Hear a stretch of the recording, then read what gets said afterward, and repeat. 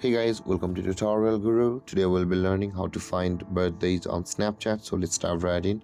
Now to find birthdays on Snapchat, first open up your Snapchat app.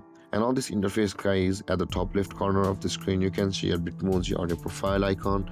Snapchat profile icon, tap on there. And on this interface, scroll down until you can find the My Friends option over here.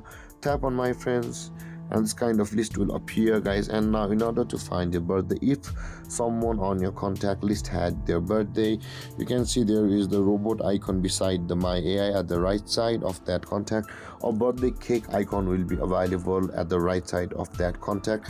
But currently I don't have as many contacts, and these contacts don't have birthdays recently, so we can find that specifically. But in order to find your birthdays, this is the place, and you will find a cake icon at the right side of that contact if it's their birthday. And there guys, this is how to find birthdays on Snapchat.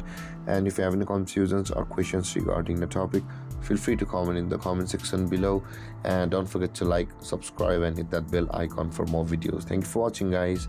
Peace.